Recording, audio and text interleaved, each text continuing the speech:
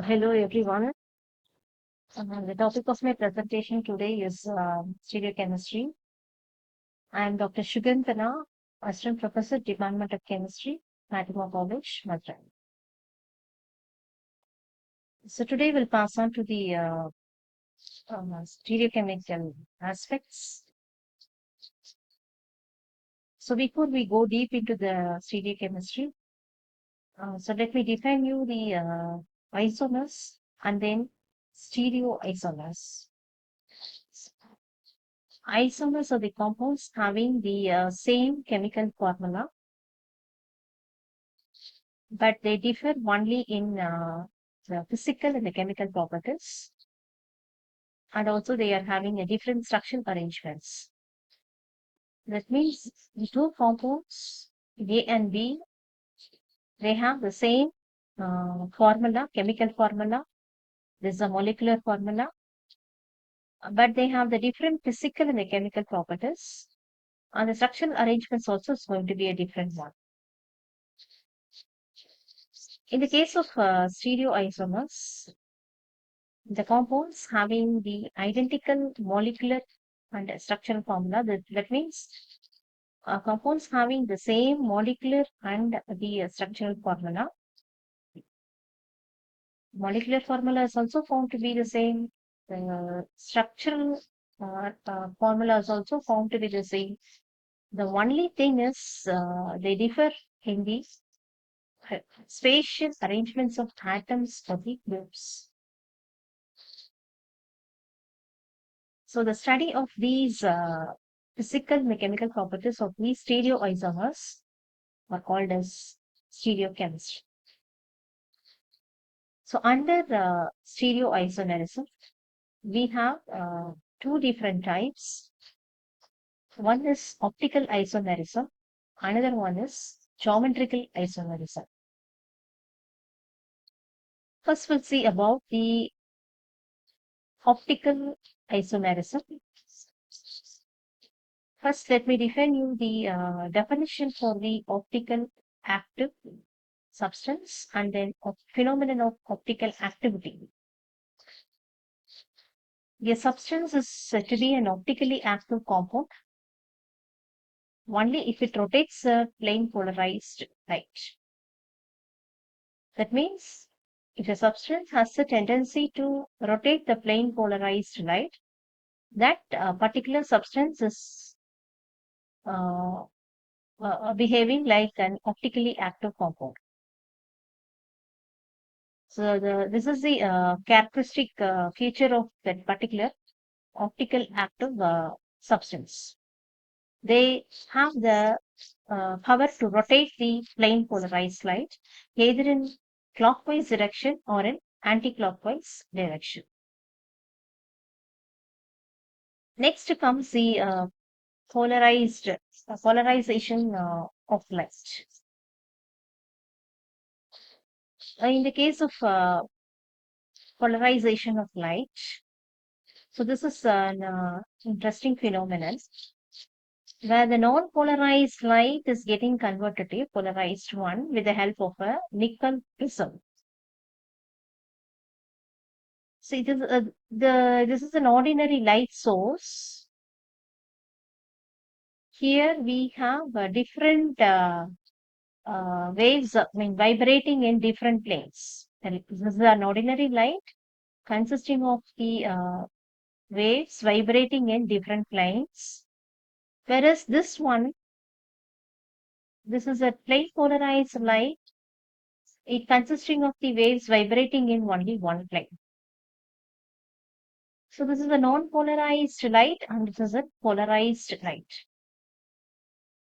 So the non-polarized light can be easily converted to a polarized light with the help of the nickel prism. So this is the phenomenon of polarization of light. So in the previous slide itself, I told you that nickel prism is able to convert the non-polarized light into a polarized image.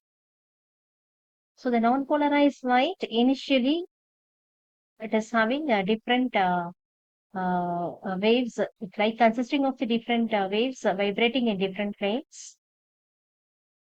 Here, after passing through the nickel prism, then the non-polarized light is getting converted to a polarized one.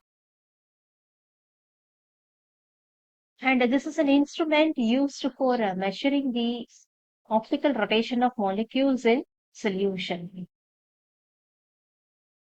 And initially, the source of radiation is an ordinary light. So it's a non-polarized light. This non-polarized light, when it is passing through the nickel prism, it is getting converted to a polarized one. This polarized light is allowed to pass through the optically active substance. The optically active substance, it has the uh, it undergoes rotation after when it is exposed to the uh, radiation, plain polarized light. So what happens here is the plain polarized light has a tendency to rotate the optically active substance which is present in the polarimeter tube. So the plain polarized light rotates the optically active substance either towards left side or towards the right side. And if the molecule, if the plain polarized light rotates the molecule in anticlockwise direction, it is called as a levorotatory compound. And if the plain polarized light rotates the molecule towards the right side, they are called as a dextrorotatory compound. And this instrument is, through this instrument, we are able to measure the optical rotation of molecules in solution. And then this is the formula we used for calculating the optical rotation of that particular molecule. So alpha into d is equal to 100 into observed angle of rotation divided by the length in decimeters into grams of substance in 100 ml of solution. So alpha is equal to 100 into theta divided by L into C, where alpha is the specific rotation, T is the temperature, lambda is the wavelength, theta is the optical rotation, and C is the concentration in gram per ml. L is the optical path length in decimeter. Then coming to the conditions for the optical activity.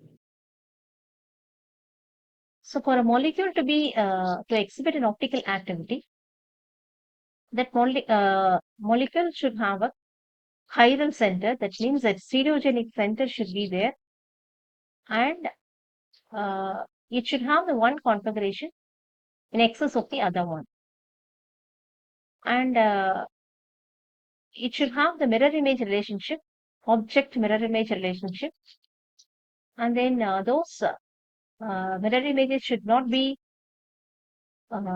superimposed. I mean, it should have those mirror images are non-superimposable mirror images. So this is the condition for a molecule to be optically active. Then one more condition is there should not be any elements of symmetry found in the particular molecule. Now coming to the chiral objects. This is the left hand, then right hand.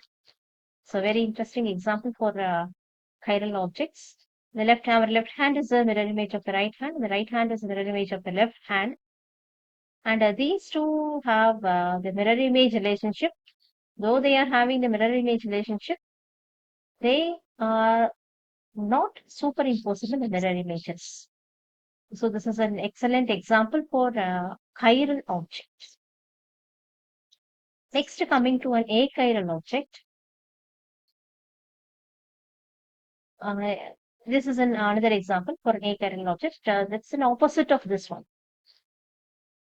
So in the case of chiral object, so if you imagine this is a carbon The carbon is attached to four different groups. So this is a carbon. It is attached to four different groups. So now this is having an non-superimposable mirror image relationship, and then this is one of the um, condition for a molecule to be optically active. A molecule to be optically active, the first condition is it should have a stereogenic center. It should have a chiral center. Then another one is if a molecule is bisecting if a plane is bisecting the molecule into two equal halves, then that particular compound it should not no longer behave as an optically active compound. So there should not be any elements of symmetry in an optically active compound. Then these are some of the terms we use in stereochemistry. Enantiomers, enantiomers, and then diastereoisomers. In the case of enantiomers, we have dextro, the LEGO compound. The dextrorotatory compound is denoted by the symbol plus, and levorotatory compound is denoted by the symbol minus. And enantiomers, they have the racemic mixture. 50% of dextro, 50% of levoisomers are there in the racemic mixture. And enantiomers are optically active, and racemic mixture is optically inactive. And diastereoisomer, they do not have any mirror image relationship, and this is found to be an optically inactive substance. Then coming to the example for an optical compound exhibiting the optical isomerism, these two compounds are enantiomers. So next, lactic acid here, the compound, we find the stereogenic center is there. This carbon is attached to four different groups, COOH, CH3H, and OH. And here also the carbon is attached to four different groups, COOH, H3H3, OH. The only thing we find here is there is a difference in the spatial arrangements of atoms of the groups. So this is an excellent example for a compound having an optical isomerism. And this is also another isomer for another compound called the tartaric acid. Here also we find the existence of optical isomerism in D and L tartaric acid. Whereas in the case of mesotartaric acid, there won't be any optical isomerism. It is found to be an optically inactive compound due to the presence of uh, elements, plane of cement. Then coming to geometrical isomerism. Geometrical isomerism, these are the compounds having the same molecular formula, same structural formula, but they differ in the spatial arrangement of atoms in the groups around the carbon-carbon double bond. And they do not have any mirror image relationship. There won't be any free rotation around the carbon-carbon double bond, and there won't be, and it exists in the cis and trans forms. And these are all the examples for cis and trans forms of the cis malic acid and the trans fumaric acid. And it's an excellent example for compound exhibiting geometrical isomerism. So this is a carbon-carbon double bond. Here the two similar atoms of the groups are attached. Two similar groups are attached on the same side around the carbon-carbon double bond. There is here the two similar groups are found opposite or diagonally they are placed around the carbon-carbon double bond. So they are trans to each other. So this is an example for cis-trans isomerism or a geometrical isomerism. And these are all the references. If you want to clarify anything regarding stereochemistry, you can always refer to this Nasipuri and Phenol Volume 1 and then Ramesh. Those are basic principles of organic stereochemistry. And then, so if you happen to see all these books, you try to look into the concepts of all the stereochemical things. So thank you everyone for listening to me. Thank you.